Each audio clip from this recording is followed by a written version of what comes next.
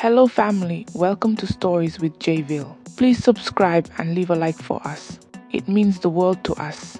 Also share this video to your friends and loved ones and remember to turn on the post notifications so you don't miss any future videos from us. Thank you as you do so. Now sit back and relax as we dive into the story. Ijehoma stood in her bridal gown, a vision of grace and beauty, as her family and friends danced and sang in celebration.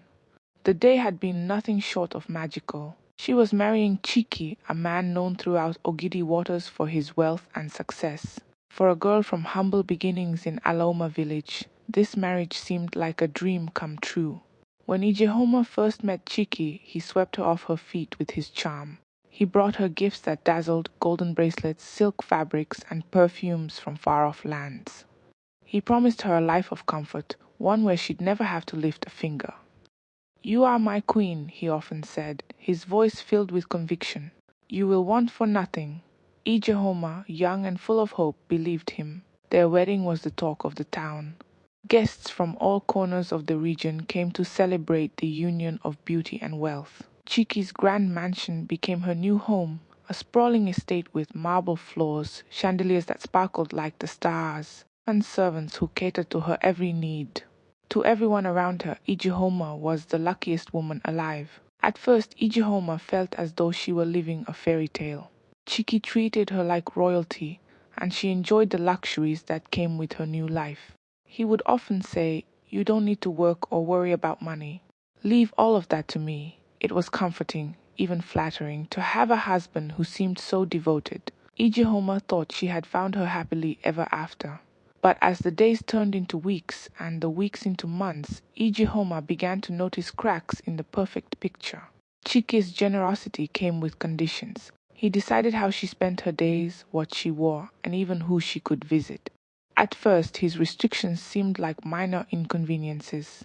"I'm only looking out for you," he would say with a smile.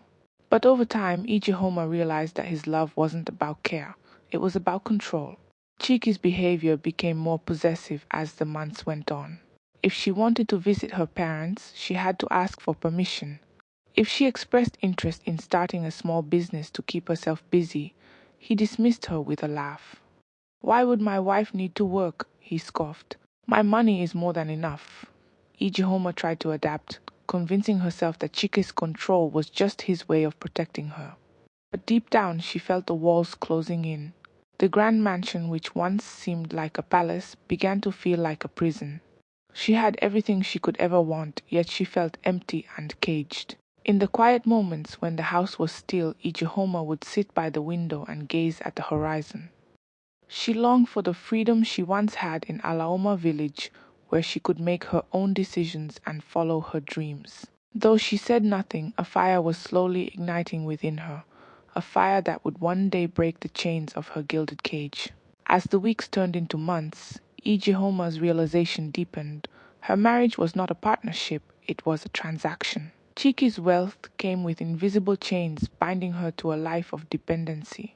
While the world admired her for her beauty and her lucky marriage, only Ijehoma knew the truth. At first she tried to convince herself that this was the way love worked. Chiki's words echoed in her mind. "You don't need to stress yourself. I will take care of everything." But his version of care was suffocating. He demanded to know her every move. If she went to the market, he wanted to know why. If she lingered in the garden, he questioned her intentions.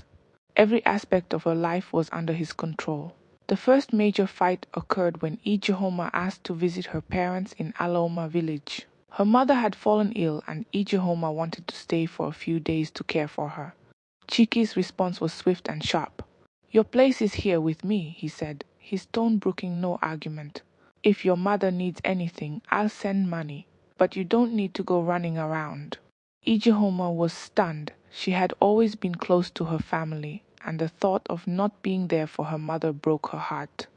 But Chiki dismissed her feelings. To him, her role as his wife outweighed everything else. "I marry you to be my companion," he added, "not to run back to your village whenever you please." From that moment, Ijehoma began to see Chiki in a new light. His generosity wasn't about love, it was about power. He used his wealth to control her, ensuring she had no independence of her own. Even her personal dreams became targets of his mockery. When she suggested starting a small tailoring business, something she had always loved, Chike laughed outright. "What nonsense is that? Do you want people to think I can't provide for you?" His words stung, but Ijehoma said nothing. She withdrew into herself, her once vibrant spirit now dimmed. She no longer spoke of her dreams or her family, fearing Chiki's sharp tongue and controlling gaze. The grand mansion she lived in, with its marble floors and glittering chandeliers, began to feel like a prison. She moved through her days like a shadow, going through the motions but feeling disconnected from her life. Chike, oblivious to her inner turmoil, continued to play the role of the doting husband in public. He loved showing her off at social events, parading her beauty as a trophy of his success. To the outside world, they were the perfect couple. But Ijehoma felt invisible, her thoughts, desires, and identity swallowed by Chiki's overbearing presence. Yet even in her darkest moments, Ijehoma's spirit refused to be extinguished. Late at night, when the house was quiet, she would sit by the window and stare at the moonlit sky. Her thoughts drifted to the stories her mother used to tell her about women who defied the odds and reclaimed their freedom. Though her current situation seemed hopeless, a seed of defiance began to take root in her heart. One evening, as Chike gloated about a new business deal, Ijehoma made a silent vow. She would find a way to regain her independence. No matter how long it took, no matter how difficult the journey, she would break free from the golden cage that Chike had built around her.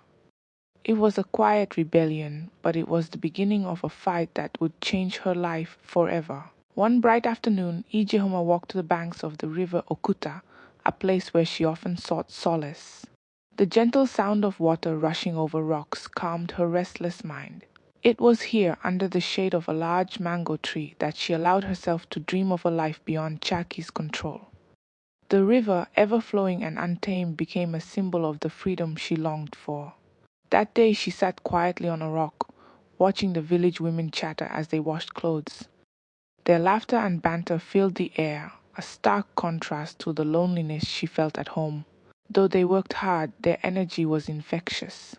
They were free to decide how they spent their days, free to laugh and share stories without anyone dictating their lives. Iyehoma envied them. As she listened, one woman's story caught her attention.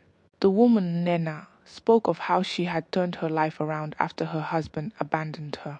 "When he left, I had nothing but a small jar of palm oil," Nena said, her voice filled with pride. "I started selling it at the market, and from there I grew. Today, I have my own farm and a stall in the market." The other women gasped and congratulated her, but Ijehoma sat silently, her mind racing. If Nena could rebuild her life with nothing, what could Ijehoma accomplish with the small resources she had? For the first time in years, hope stirred within her. Perhaps there was a way out of her gilded cage after all. That evening, as she walked back to Chike's mansion, Ijehoma's thoughts were consumed by Nena's story. Her steps were lighter, and her heart beat with a sense of determination she hadn't felt in years. She realized that freedom wouldn't come from waiting for Chiki to change, it would come from her taking action. But how? She had no access to money, no resources to start a business of her own. Chike had made sure of that. Still, Ijehoma was clever and resourceful. She decided to start small even if it meant working in secret. When she arrived home, she rummaged through her belongings and found a few pieces of jewelry Chike had given her early in their marriage. He hadn't noticed them in years. She resolved to sell them discreetly and use the money to begin her journey to independence. Over the next few days, Ijehoma's plan began to take shape. She would buy and sell vegetables at the local market, starting with just a few baskets. It wasn't much, but it was a start. The idea of building something with her own hands filled her with excitement and fear. She knew she had to keep her efforts hidden from Chiki. If he found out, his anger would be unbearable. Late at night, Ijehoma stared at the moonlit sky from her window, clutching the jewelry in her hands. For the first time in years, she felt a glimmer of hope. The river had shown her that life could flow and change, no matter how stagnant it seemed. She vowed to follow its example and carve a path to freedom, no matter the obstacles in her way. And so Ijehoma's quiet rebellion began. Little did she know, the first spark of her defiance would soon grow into a flame that would consume the golden Chikike had built around her. Ijehoma's plan began with a quiet determination. Early one morning, before the sun had fully risen, she left the mansion with a small bundle of her jewelry tucked securely in a cloth. She walked briskly to the neighboring village, where she sold the pieces to a discreet trader. The money she received was modest, but enough to buy her first baskets of vegetables, tomatoes, peppers, and onions. To avoid suspicion, Ijehoma waited until Chike was away on one of his business trips. She made her way to the bustling market in Ogidi Waters, her heart pounding as she stepped into the sea of traders and customers. Wearing a simple wrapper and a scarf to conceal her identity, she found a quiet corner and arranged her goods on a mat. At first she felt out of place, unsure of how to engage with potential customers. But as the hours passed, her confidence grew. Her produce was fresh and her warm smile drew people to her stall. By the end of the day, she had sold nearly everything and returned home with a small profit. Ijehoma hid the money in an old calabash buried beneath the kitchen floor, a spot she knew Chike would never think to look. Each time she sold her vegetables, she carefully added her earnings to the stash, watching it grow little by little. Though the work was exhausting, it gave her a sense of purpose she hadn't felt in years. For the first time in a long while, she felt like herself again. But keeping her secret from Chika wasn't easy. He had a sharp eye and an even sharper tongue. Whenever he was home, he scrutinized her every move. She took extra care to ensure her trips to the market were untraceable. She rose before dawn, returning home before anyone noticed her absence, and resumed her duties as though nothing had changed. Despite her caution, Chiki began to notice subtle changes in her behavior. She seemed more energetic, her eyes brighter. She no longer walked through the mansion like a ghost. Instead, there was a quiet confidence about her that puzzled him. "What are you so happy about these days?" he asked one evening, his tone half teasing, half suspicious. Ijehoma forced a laugh, brushing off his question. "Is it a crime to be happy in my own home?" she replied. But inside her heart raced. She knew Chike was watching her more closely now, and any slip-up could expose her secret. One evening, as she counted her earnings by the dim light of a lantern, Ijehoma allowed herself to dream of what her future could be.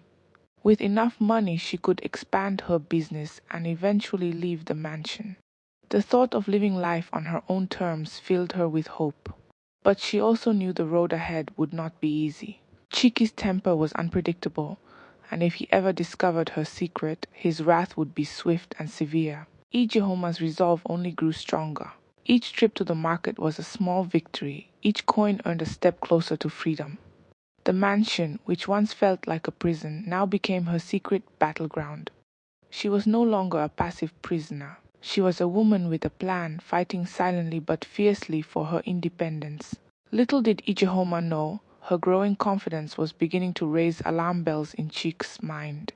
The cracks in her golden cage were becoming visible and Chike was determined to seal them. But Ijehoma was ready. She had started this journey knowing the risks, and she was prepared to face whatever came her way. The golden cage was no match for her quiet rebellion, and she vowed that nothing, not even Chikik, would stop her now. Chaki's unease about Ijehoma's newfound energy grew with each passing day. He had always prided himself on knowing every detail of her life, what she did, where she went, and even how she spent her time. But now there was something different about her. She no longer looked defeated. Instead, there was a quiet confidence in her demeanor that he couldn't ignore. "Ijehoma, are you hiding something from me?" he asked one evening, his eyes narrowing as they sat in the dining room. The question was casual on the surface, but Ijehoma could hear the sharp edge in his tone. "No, my husband," she replied calmly, forcing a smile. "What would I possibly hide from you?" Chike stared at her for a moment, his gaze probing. But Ijehoma had become an expert at masking her thoughts. After all, her survival depended on it. She continued with her meal, refusing to let her nerves show even as her heart raced. The following days were tense. Chiki began paying closer attention to Ijehoma's movements. He questioned her whenever she left the house, scrutinized her demeanor, and even began interrogating the housemaids about her activities. Though Ijihoma remained careful, she knew it was only a matter of time before his suspicions deepened. One afternoon, as Ijihoma returned from the market, she noticed Chiki's car parked outside the mansion earlier than usual. Her heart sank. She had left before dawn, ensuring she would return unnoticed, but Chiki's unexpected presence unsettled her. She quickly composed herself and entered the house, her market baskets already emptied and hidden.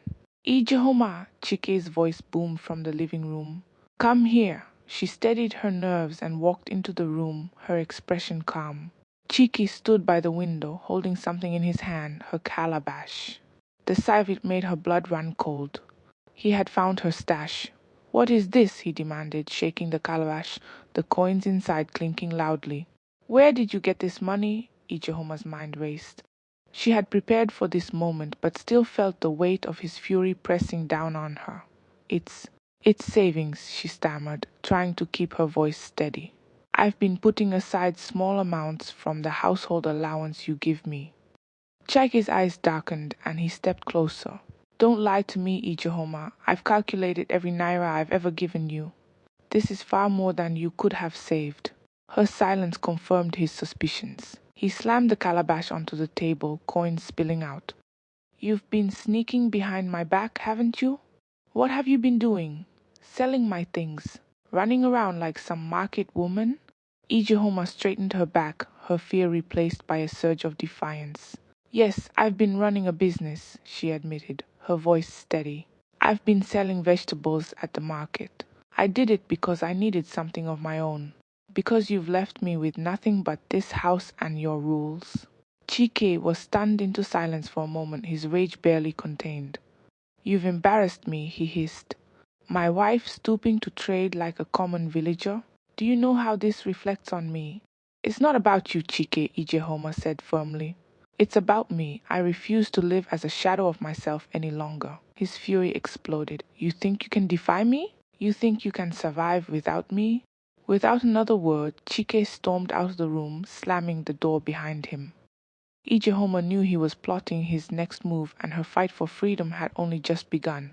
That night, Ijehoma sat by the window, her heart heavy but her resolve unshaken. She had taken a risk, and now her secret was out, but she refused to regret her decision. For the first time, she had stood up to Chiki, and though his anger loomed like a storm, she was ready to weather it. The battle lines were drawn. Ijehoma's quiet rebellion was no longer a secret, and she knew the road ahead would be treacherous. But one thing was certain, she would not let Chiki break her spirit. Her journey to freedom had begun, and she was determined to see it through, no matter the cost. The morning after Chiki's explosive discovery, the mansion was eerily quiet. Ijehoma awoke with a heavy heart, her mind replaying the events of the previous day. She had exposed her secret, and now the consequences loomed like a dark cloud. Yet she felt no regret, only a steely determination to face whatever came next. Chike, however, had other plans. By midday he summoned her to the living room. His demeanor was cold, his voice sharp. You've disrespected me, Ichihoma, he began. You've humiliated me by sneaking around like a thief. A woman who can't obey her husband has no place in this house. Ijehoma stared at him, her chest tightening. This house is my home too, Chike. I've done nothing wrong. I only wanted to build something of my own. But her words fell on deaf ears. Chike pointed toward the door. If you think you can live without me, then go. Leave this house and fend for yourself. Let's see how far your little business takes you. For a moment, Ijehoma was frozen. The housemaids who had gathered nearby gasped in shock. Chike was a man of pride, but even they hadn't expected him to go this far. Ijehoma's heart ached not for the house or its luxuries, but for the years she had invested in a marriage that had now turned so bitter. Realizing there was no use arguing, she rose from her seat with quiet dignity. Very well, Chike, she said. If you think locking me out will break me, you're mistaken. Chike sneered, but there was a flicker of doubt in his eyes. He had expected her to beg, to plead for forgiveness. Instead, Ijehoma walked toward the door, her head held high. As she stepped outside, the weight of her decision settled on her, but so did a newfound sense of freedom. With no place to go, Ijehoma made her way to the palace of Eziugoma, the wise and fair chief of Ogidi Waters. The palace stood as a symbol of justice in the community, and Ijehoma hoped the chief would hear her plight. She arrived at the palace gates, her feet dusty from the long walk, and requested an audience with the ease. When she was brought before him, Iziugoma listened intently as she recounted her story. She spoke of the years of control, the stifling restrictions, and her secret efforts to regain her independence. Her voice trembled at first, but as she spoke, her confidence grew. She explained how Chike had locked her out of the home, refusing to see her as an equal partner. The chief's expression hardened as he listened. "Marriage is meant to be a partnership," he said finally, his voice firm. "A husband is not a master, and a wife is not a servant. Chike has failed to honor his duties as a husband." Izigoma summoned his council and declared that Chike would be called to account for his actions. The announcement spread quickly through the town, and by evening the village square buzzed with anticipation. The public hearing was set for the following day, and the people of Ogidi Waters were eager to witness the proceedings. That night, Ijehoma slept in the palace's guest quarters, her heart both heavy and hopeful. She knew the road ahead would be challenging, but she was ready to fight for her dignity and independence. The thought of standing before the entire community, speaking her truth, filled her with both fear and courage. As she lay on the simple mat staring at the ceiling, she whispered a prayer for strength. Chike might have tried to silence her, but she would not be broken. Tomorrow she would stand tall and reclaim her voice. The golden cage that had confined her for so long was beginning to crumble, and Ijehoma vowed to never let herself be trapped again. The morning sun rose over Ogidi Waters, casting a golden glow on the bustling village square. News of the public hearing between Ijehoma and Chike had spread like wildfire, and the square was packed with people eager to witness the drama unfold. The villagers whispered among themselves, speculating about what would happen. Some pitied Ijehoma, while others admired her courage for standing up to a man as powerful as Chike. At the center of it all sat Izugoma, the village chief, on his elaborately carved throne. Dressed in regal traditional attire, he exuded authority and wisdom. His council members flanked him, their expressions serious. Ijehoma stood to one side, her head held high, while Chike stood on the other, his face a mask of anger and defiance. Izugoma raised his hand, and the crowd fell silent. "We are gathered here today to resolve a matter between Chike and his wife Ijehoma," he began, his voice calm but commanding. "Marriage is a sacred bond, but it must be built on respect and partnership.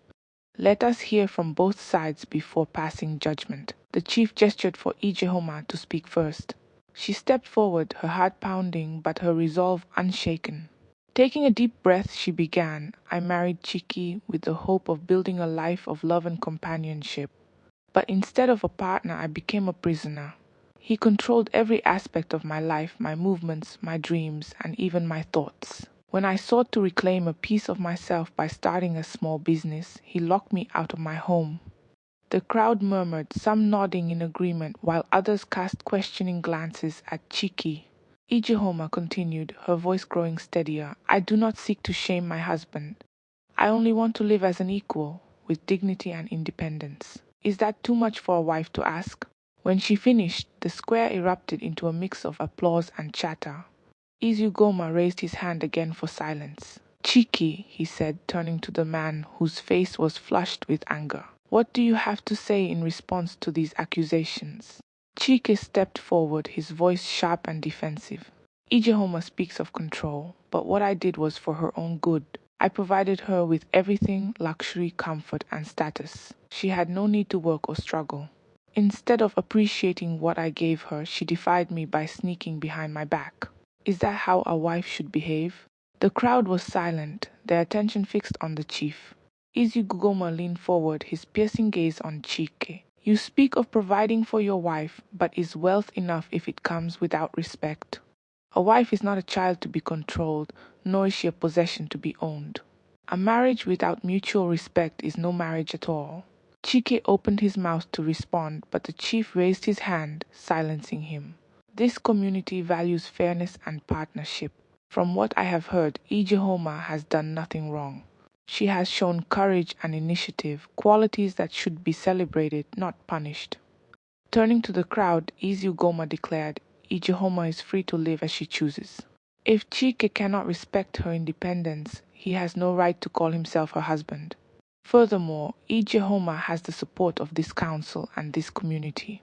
The square erupted in cheers, the people rallying behind Ijehoma. Chike stood frozen, his pride shattered in front of the entire village. Ijehoma, on the other hand, felt a wave of relief wash over her. For the first time in years, she was truly free. That evening, as Ijehoma walked through the village, women approached her with words of encouragement and admiration. You've given us hope, one of them said. Your courage has shown us that we can stand up for ourselves too. Ijehoma smiled, her heart swelling with pride. The hearing was over, but her journey was just beginning. She had reclaimed her voice, and now she was determined to build a life of her own, one defined by freedom, dignity, and self-worth. The sun rose gently over Ogidi waters, casting a warm light on the small house Ijehoma now called home. Nestled near the bustling market, it was modest compared to the grand mansion she had left behind, but it was hers. For the first time in years, she felt a sense of belonging not to a place, but to herself. The days of seeking permission for every decision were over, and with each passing moment, Ijehoma began to reclaim her life. Her business at the market flourished quickly. She expanded from selling vegetables to offering palm oil, dried fish, and spices. The women of the market, inspired by her boldness, rallied around her, helping her secure the best spots and sharing tips on how to grow her trade. Though the work was exhausting, it was fulfilling in a way Ijehoma had never experienced before. She wasn't just making a living, she was building a legacy. As she arranged her goods one morning, a familiar face approached her stall. It was Nena, the woman whose story by the river had first inspired Ijehoma to act. So it's true, Nena said with a warm smile. You've become one of us. Ijehoma laughed, her heart swelling with pride. I've learned from the best, she replied. Nena placed her hand on Ijehoma's shoulder. You've done more than learn. You've shown us all what's possible when a woman refuses to give up. Keep going, my sister. You're paving the way for others. Those words stayed with Ijehoma as she worked tirelessly to grow her business. Every coin she earned felt like a victory. She saved diligently, not just for herself, but for the future she envisioned. Future where she could help other women in Ogidi waters break free from the chains of dependency and fear. Meanwhile, Chike's life took a different turn. His pride, once his greatest strength, had become his downfall. The public hearing had tarnished his reputation, and whispers of his mistreatment of Ijehoma followed him wherever he went. Business partners began to distance themselves, and invitations to social events grew scarce. For a man who thrived on status and power, the isolation was unbearable. One evening, Chike visited Ijehoma at her new home, his once confident demeanor replaced by a nervous energy. Ijehoma, he began, his voice hesitant. I came to apologize. Ijehoma regarded him calmly, her expression unreadable. Apologize for what, Chike? For everything, he admitted, his gaze dropping to the floor.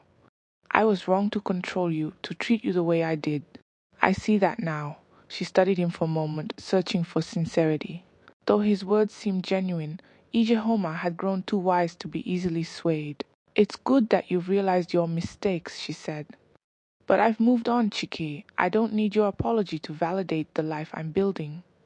Chike looked as though he wanted to say more, but Ijehoma's tone left no room for debate. He left quietly, his shoulders slumped under the weight of his regret. Ijehoma watched him go, her heart surprisingly light. She had expected his visit to stir old emotions, but instead it only reaffirmed her strength. She was no longer the woman who needed his approval or his wealth to feel whole. As the weeks turned into months, Ijehoma's name became a symbol of resilience in Ogidi waters. Women from all walks of life came to her for advice, eager to learn how they too could break free from their own golden cages. Ijehoma welcomed them with open arms, sharing her story and encouraging them to take small but meaningful steps toward independence. Her once quiet rebellion had grown into a movement, and the small house near the market became a haven for women seeking hope and empowerment. Ijehoma had not only reclaimed her life, she had become a beacon for others, proving that even the strongest chains could be broken with courage. determination, and faith. The fall from grace hit Chike harder than he had ever imagined. Once the pride of Ogidi Waters, his name now carried a weight of scorn. The whispers followed him everywhere, at business meetings, in the marketplace, even at the village gatherings. That's the man who locked his wife out, people would say. The one who tried to crush her, only for her to rise even higher. Chike's business began to suffer. Longtime partners withdrew their support, unwilling to associate with a man whose reputation was so tarnished. Deals that once came easily now slipped through his fingers, and he began losing money faster than he could recover it. For a man who had built his entire identity around power and success, the unraveling was unbearable. At home, the once grand mansion felt empty and cold. Without Ijehoma's presence, the place seemed lifeless. The housemaids avoided him, their movements stiff and silent. Even the sparkling chandeliers that once symbolized his triumph now felt like mocking reminders of all he had lost. Chike often found himself replaying the day of the public hearing in his mind. He had believed Ijehoma would crumble without him, but instead she had risen like a phoenix, leaving him to grapple with the ashes of his own pride. For the first time in his life, Chike felt powerless. One evening, after weeks of avoiding the village square, Chike decided to visit the marketplace. He kept his head low, his steps hesitant as he walked past the stalls. The laughter and chatter of the traders seemed to mock his loneliness. But as he turned a corner, he froze. There at the center of the market was Ijehoma. She stood tall and radiant, her stall brimming with goods. A group of women surrounded her, listening intently as she spoke with confidence and warmth. Her smile lit up the space, and the respect in the eyes of those around her was unmistakable. Chike's chest tightened. This was the woman he had tried to suppress, the woman he had underestimated. Watching her now, he realized she had not only survived without him, but thrived in ways he could never have imagined.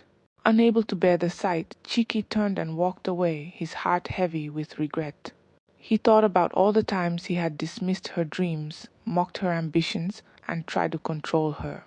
If only he had supported her instead of stifling her, perhaps things would have been different. That night, Chike sat alone in the grand dining room, the silence pressing down on him like a weight. He poured himself a glass of palm wine, hoping to drown the ache in his chest, but the pain lingered. For the first time in his life, Chike allowed himself to admit the truth. He had failed, not just as a husband, but as a man.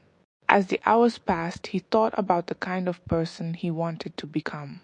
He had spent his life chasing wealth and power, but what good were they if they came at the cost of love, respect, and integrity? Chike knew he couldn't change the past, but perhaps there was still time to change himself. Meanwhile, Ijehoma's life continued to blossom. She remained focused on her business and her newfound mission to empower other women in Ogidi Waters. Though she heard of Chike's struggles, she refused to let his downfall distract her from her goals. She had spent enough years living in his shadow. Now it was her time to shine. As she sat in her small home that evening, counting the day's earnings, Ijehoma allowed herself a moment of reflection. She thought about the woman she had been when she first married Chike, young, hopeful, and naive. That woman was gone, replaced by someone stronger, wiser, and unshakable. Ijehoma smiled to herself. Chike's despair was not her burden to carry. She had fought too hard for her freedom to let anything or anyone hold her back again. She was no longer the woman who needed saving. She was her own hero now. Months passed, and the story of Ijehoma spread beyond Ogidi Waters to nearby villages. Her name became a symbol of resilience, whispered in homes and recounted in gatherings. Women saw her as a beacon of hope, proof that no matter how oppressive the circumstances, one could rise above them. In her small but growing home near the marketplace, Ijehoma had built more than just a business. She had built a community. Women from all walks of life came to her for guidance, inspired by her journey. She began holding meetings every week where she shared her story and taught practical skills, how to start a trade, manage finances, and stand firm against oppression. One day, a young woman named Amara approached her, her eyes filled with determination. "Auntie Ijehoma," she said, "I want to leave my husband. He refuses to let me work or even visit my family. I've saved a little money, but I'm scared." Ijehoma took Amara's hands in hers and said, "Courage doesn't mean you're not afraid, my dear. It means you act despite your fear. You've already taken the first step by deciding to stand up for yourself. The rest will follow." These moments became Ijehoma's greatest joy. She saw herself in these women, their struggles, their doubts, their quiet strength, and helping them filled her with purpose. Meanwhile, Chiki's downfall continued. His wealth dwindled as business deals fell through, and his once loyal associates abandoned him. He had become a shadow of the man he once was, humbled by the weight of his failures. The mansion, once a symbol of his power, now felt like a hollow shell. One afternoon, Chike decided to visit Ijehoma again. This time he came not as a man seeking to reclaim his pride, but as someone in search of redemption. When he arrived at her modest home, he found her tending to her garden, her face serene.